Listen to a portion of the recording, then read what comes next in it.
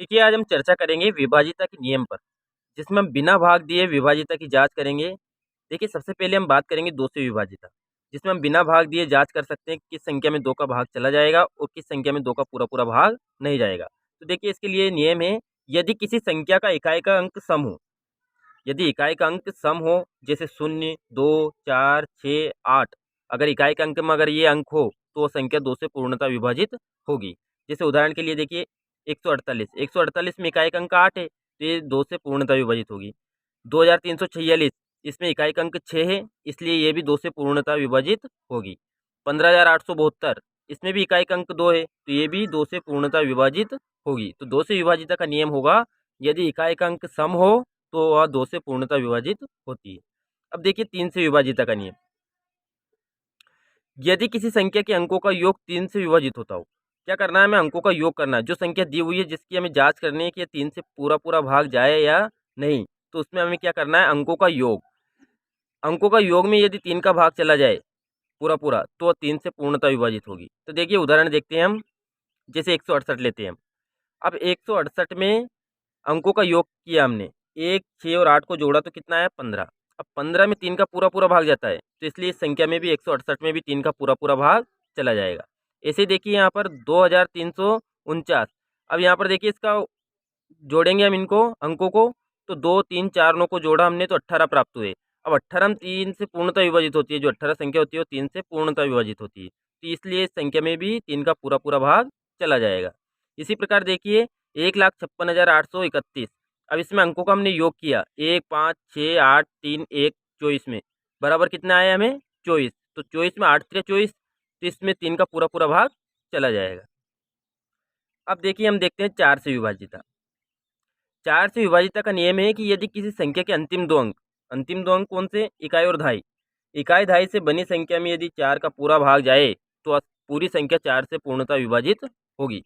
अब देखिए यहाँ पर उदाहरण देखते हैं हम, इकाई और दहाई देखना है हमें, इकाई दहाई से बनी संख्या। अब देखिए 1572, यहाँ पर 72 में 4 का पूरा भाग जाता है, 18 चुके 72, 18 बार जाएगा, तो इसलिए 1572 में भी 4 का पूरा भाग चला जाएगा।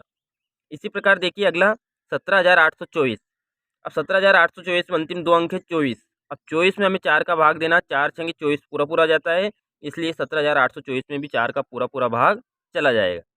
अगला देखिए 1,18,316, तो यहाँ पर देखिए अंतिम दो अंक है 16, 16 में 4 का भाग जाता है, इसलिए पूरी संख्या में भी 4 का भाग चला जाएगा। इसलिए 4 से विभाजिता के नियम में हमें केवल अंतिम के 2 अंक में 4 का भाग देकर देखना है। अगला देखिए 5 से विभाजिता। तो 5 से विभाजिता का नियम है, यदि संख्या की इकाई का अंक 0 या 5 हो, इकाई का अंक यदि 0 है या फिर 5 है तभी 5 का पूरा भाग जाएगा, अन्यथा अगर दूसरी संख्या है तो 5 का भाग नहीं जाएगा। यहाँ पर देखना 135, 35 में इकाई का अंक 5 है तो 5 का पूरा भाग चला जाएगा, 0 है तो पूरा भाग जाएगा, यहाँ पर भी 5 है तो पूरा भाग जाएगा। तो 5 ही विभाजिता के नियम में केवल 0 या 5 हो तभी 5 का भाग जाएगा। अब 6 से विभाजिता का नियम, 6 से विभाजिता का नियम है, यदि किसी संख्या में 2 व 3 दोनों का पूरा भाग जाए, क्योंकि देखिए 6 के जो सहभाज्य गुणनखंड होंगे 2 और 3 है, यदि 2 और 3 दोनों का भाग जाए तो वह संख्या 6 से पूर्णतः विभाजित होगी। अब 2 का नियम है हमारा सम संख्या होनी चाहिए, और 3 का नियम है कि अंकों का योग में 3 का भाग जाना चाहिए। तो यहाँ पर देखिए 246, 246 में पहली शर्त 2 का भाग जाएगा, तो यहाँ पर सम अंक है 6, इसलिए चला जाएगा। अब देखना हमें 3 का भाग जाएगा कि नहीं जाएगा इसमें, तो यहाँ पर अंकों का योग करेंगे हम, 2 और 4 6, 6 और 6 12, तो 3 का भी जा रहा है 2 का भी जा रहा है, दोनों का जाना चाहिए, तभी हम 6 से वो संख्या विभाजित होगी। तो यहाँ पर 246 6 से पूर्णतः विभाजित होगा। ऐसे देखिए 1548, यहाँ पर देखिए अंकों का यहाँ पर सम अंक है तो 2 का भाग तो चला जाएगा, लेकिन 3 के भाग देने के लिए हमें अंकों का योग करना पड़ेगा। तो 1 और 5 6, 6 4 10, 10 और 8 18, तो इसलिए इसमें 3 का भी जा रहा है 2 का भी जाएगा, इसलिए 6 से पूर्णतः विभाजित होगी। इसी प्रकार देखिए 23,486, इसमें पहले देखना हमें 6 से विभाजित के लिए एक सम अंक है, पीछे इकाई का अंक, तो 2 का जा रहा है इसमें। 3 के लिए हम अंकों का योग करेंगे, 2 3 5, 5 4 9, 9 और 8 17 और 6 23। अब इसमें देखिए 3 का भाग नहीं जा रहा है, देखिए एक बार और योग करके देखते हैं, 8 और 6 14, 4 18, 18 और 3 21 और 2 23, तो इसमें 2 का तो जा रहा है लेकिन 3 का नहीं जा रहा है, तो ये संख्या 6 से पूर्णतः विभाजित नहीं होगी। देखिए 7 से विभाजित, यदि इकाई के अंक को छोड़कर शेष बची संख्या में से इकाई का दुगना घटा देने के बाद बची संख्या 7 से विभाजित हो जाए तो वह संख्या 7 से पूर्णतः विभाजित होती है। देखिए यहाँ पर क्या करना है हमें, 7 से विभाजित की जांच के लिए इकाई के अंक को छोड़कर, अब यहाँ पर इकाई के अंक को छोड़े हम, कितना बचेगा 88। इकाई के अंक को छोड़ दिया, अब इकाई के अंक का दुगना करना हमें, तो 2 का दुगना करेंगे तो कितना प्राप्त होगा, 2 दूने 4। अब घटाएंगे तो हमें प्राप्त होगा 88 में से 4 घटाएंगे 84। अब देखना 84 7 से विभाजित होती है या नहीं, तो जो 12 7 84, तो ये पूर्णतः 7 से विभाजित होगी, तो इसलिए 888 भी 7 से पूर्णतः विभाजित होगी। अगला उदाहरण देखिए, जैसे हम लेते हैं 663। क्या करना है हमें, इकाई को अंक को छोड़ना है, तो इकाई के अंक को छोड़ेंगे क्या बचेगा यहाँ पर 66। इकाई का अंक का दुगना करना है, तो 3 का दुगना करेंगे, 3 दूने 6। घटाएंगे हम, 66 में से 6 घटाएंगे कितना प्राप्त होगा 60। अब ये संख्या जो है वो 7 से विभाजित नहीं होती है, इसलिए 663 भी 7 से विभाजित नहीं होगा। एक और उदाहरण देख लीजिए, जैसे यहाँ पर संख्या लेते हैं हम 343। अब देखिए इसमें 343 में इकाई के अंक को छोड़ना है, तो क्या बचेगा 34। इकाई के अंक का दुगना करना है, 3 का दुगना 3 दूने 6। घटाएंगे हम, 34 में से 6 घटाएंगे तो हमें प्राप्त होगा 28। अब 28 में 7 का पूरा पूरा भाग जाता है, 7 चुके 28, इसलिए 343 में भी 7 का पूरा पूरा भाग चला जाएगा। देखिए 8 से विभाजित था, यदि अंतिम 3 अंक इकाई धाय सैकड़े से बनी संख्या में 8 का भाग जाए तो पूरी संख्या 8 से पूर्णतः विभाजित होती है। 4 के लिए हम अंतिम 2 अंक देखते हैं, 4 से विभाजित के लिए, और 8 से विभाजित के लिए अंतिम 3 अंक। अंतिम 3 अंक से बनी संख्या, अब अंतिम 3 अंक है 416, 4 1 6, तो यहाँ 416 में यदि 8 का भाग चला जाए तो 416 में 8 का भाग देके देखते हैं 416।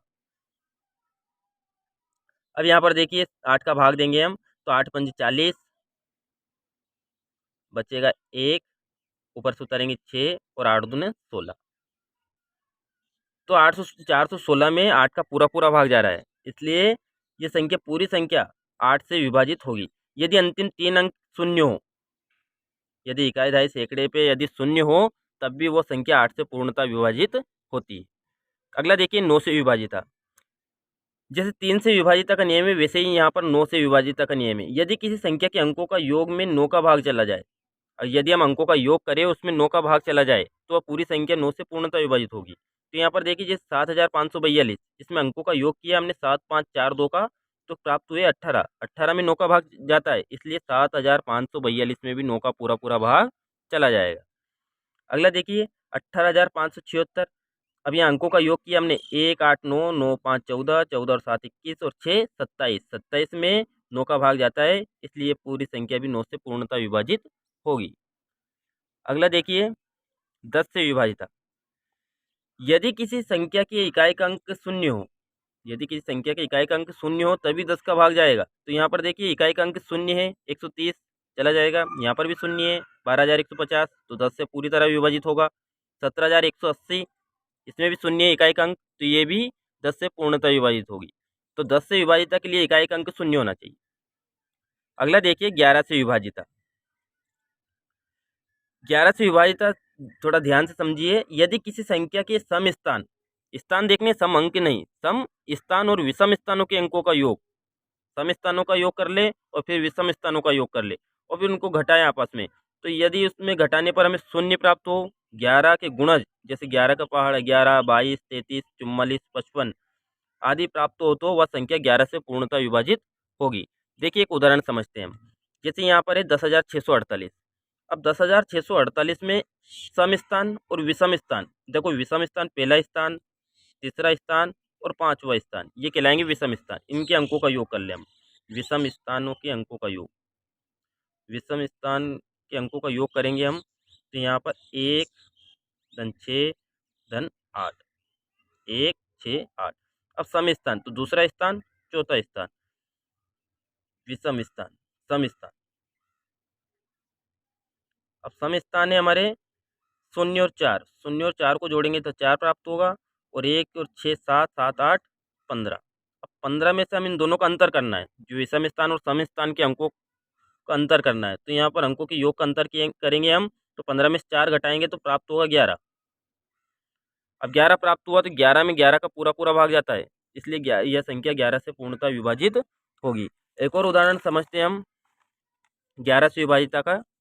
जैसे यहाँ पर संख्या लेते हैं हम 1353। अब देखिए 1353 में विषम स्थान, तो तीसरा